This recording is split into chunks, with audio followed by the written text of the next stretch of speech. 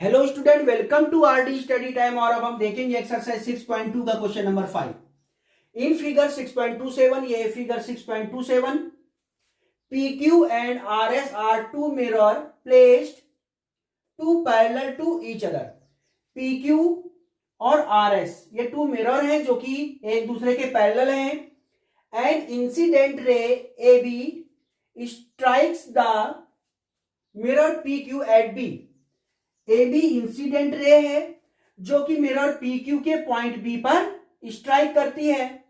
The reflected ray moves along the path BC and strike the mirror RS at C। BC reflected ray है जो कि RS के point C पर strike करती है and again reflects back along CD, और ये CD path पर रिफ्लेक्ट हो जाती है। Prove that AB parallel to CD, हमें प्रूव करना है AB पैरेलल है CD के। तो देखिए सबसे पहले क्वेश्चन में हमें गिवन है PQ पैरेलल है RS के, PQ पैरेलल है RS के, हमें प्रूव करना है AB parallel to CD, AB parallel to CD। पहले मैं आपको समझा देता हूं हमें प्रूव कैसे करना है, कैसे कर पाएंगे AB पैरेलल टू CD। तो AB और CD ये दो रे हैं, BC ट्रांसवर्सल लाइन है। अब देखिए ये जो एंगल है ABC मींस ये एंगल, BCD ये एंगल, ये ट्रांसवर्सल लाइन के अपोजिट डायरेक्शन में बनने वाले इंटीरियर एंगल हैं, मींस ये है alternate interior angle. Alternate interior angle equal होते हैं जब ये लाइनें होती हैं पैरेलल। तो हम यहां प्रूव कर देंगे कि ये एंगल, ये अल्टरनेट इंटीरियर एंगल इक्वल हैं। अगर हम इन्हें इक्वल प्रूव कर देंगे तो AB पैरेलल हो जाएगी CD के। ठीक है, तो हमें यहां प्रूव करना है एंगल ABC मींस ये एंगल इक्वल टू होगा एंगल BCD मींस इस एंगल के। ठीक है, तो ये हम यहां प्रूव करेंगे। अब हम PQ जो मिरर है इसके पॉइंट B पर एक परपेंडिकुलर खींच लेते हैं BM। इसी तरह से RS के पॉइंट C पर परपेंडिकुलर खींच लेते हैं CN। यहां पे हमने परपेंडिकुलर खींचा है,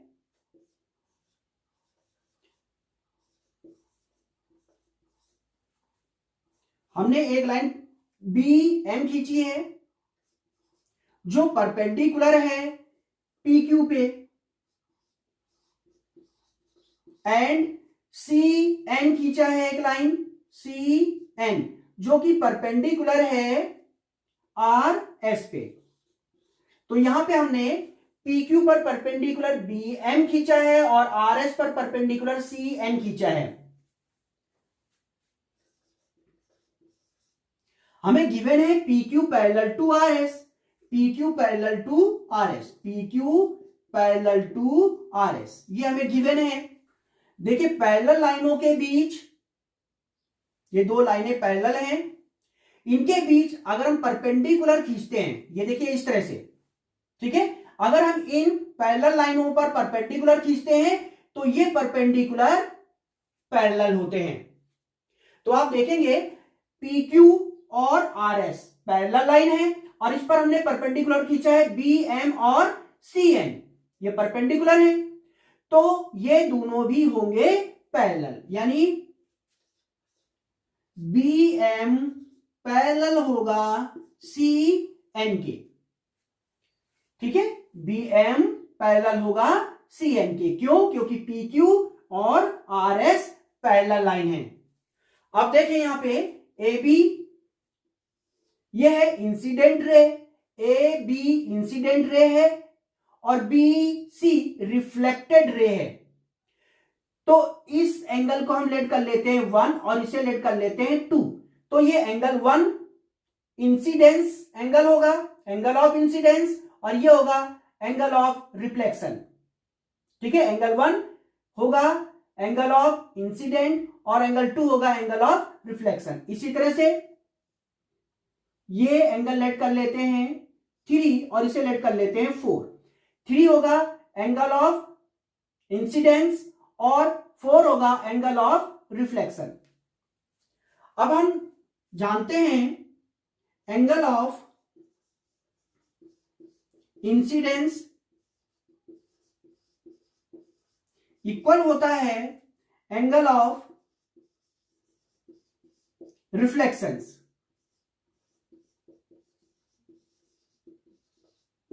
ये कहां से लिखा हमने, ये है law of reflection.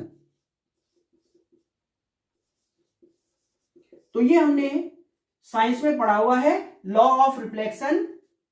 Angle of incidence equal होता है एंगल ऑफ रिफ्लेक्शन।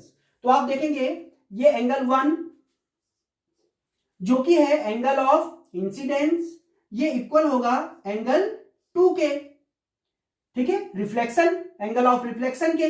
इसी तरह से एंगल 3 इक्वल होगा एंगल 4 के, एंगल 3 इक्वल होगा एंगल 4 के। इसे हम लेट कर लेते हैं इक्वेशन नंबर फर्स्ट। अब देखें BM और CN, BM और CN पैरेलल लाइन है, BM पैरेलल है CN के, और BC ये है ट्रांसवर्सल लाइन। एंगल 2 और एंगल 3 ट्रांसवर्सल लाइन के अपोजिट डायरेक्शन में बनने वाले एंगल हैं और इंटीरियर एंगल हैं, तो ये हैं alternate interior angle. Alternate interior angle equal होते हैं कब, जब ये लाइनें होती हैं पैरेलल। तो BM और CN पैरेलल लाइन है, तो एंगल 2 और angle 3 means alternate interior angle होंगे इक्वल।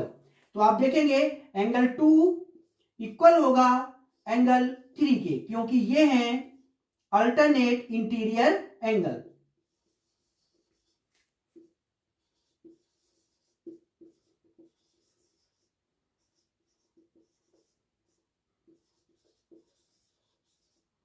तो ये अल्टरनेट इंटीरियर एंगल है 2 और 3, इसे लेट कर लेते हैं question number 2। From equation 1 and 2, equation first और 2 को देखें। इक्वेशन फर्स्ट में देखें एंगल 1 इक्वल है एंगल 2 के, एंगल 1 इक्वल है एंगल 2 के। अब इक्वेशन 2 देखें, एंगल 2 इक्वल है एंगल 3 के, एंगल 2 इक्वल है एंगल 3 के, और एंगल 3 इक्वल है एंगल 4 के, एंगल 3 इक्वल है एंगल 4 के। तो आप यहां देखेंगे एंगल 1 2 3 4 ये एंगल इक्वल होंगे और हमने लेट कर लेते हैं x के, यानी एंगल 1 भी x के इक्वल होगा, 2 भी 3 भी 4 भी x के इक्वल होगा।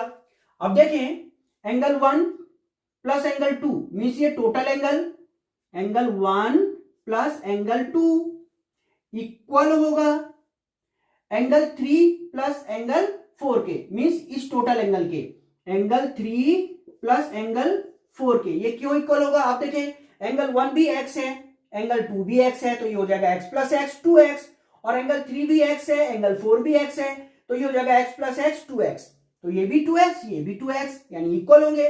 तो एंगल 1 प्लस 2 इक्वल होगा एंगल 3 प्लस 4 के। अब आप देखें एंगल 1 प्लस 2 को क्या लिख सकता हूं मैं, एंगल 1 प्लस 2 को लिख सकता हूं एंगल ABC, इसे लिख सकता हूं एंगल ABC, और एंगल 3 प्लस 4 को क्या लिख सकता हूं, एंगल 3 प्लस एंगल 4 मींस ये टोटल एंगल, ये होगा BCD के, एंगल BCD के इक्वल होगा। ये हमने प्रूव कर दिया एंगल ABC मींस ये वाला जो एंगल है ये इक्वल है इस वाले एंगल के। अब देखें BC ट्रांसवर्सल लाइन है और यह है अल्टरनेट इंटीरियर एंगल। तो जब alternate interior angle equal proof हो गए तो मीन्स हुआ AB पैरेलल होगा CD के, ठीक है। AB और CD ये लाइन थी और BC ट्रांसवर्सल लाइन है। हमने प्रूव कर दिया ये अल्टरनेट इंटीरियर एंगल को इक्वल, तो AB पैरेलल हो जाएगा CD के, और यही हमने प्रूव करना था। सो AB पैरेलल होगा CD के, और यहां आप जरूर लिख देंगे alternate interior angle, alternate interior angle. ये अल्टरनेट इंटीरियर एंगल है जो कि इक्वल प्रूफ कर दिए हमने, और अल्टरनेट इंटीरियर एंगल अगर इक्वल प्रूफ हो गए हैं तो ये लाइनें होंगी parallel, means A B parallel होगा CD के। तो ये था आपके पास क्वेश्चन नंबर 5, और ये इस एक्सरसाइज का लास्ट क्वेश्चन था। तो अब हम देखेंगे नेक्स्ट एक्सरसाइज।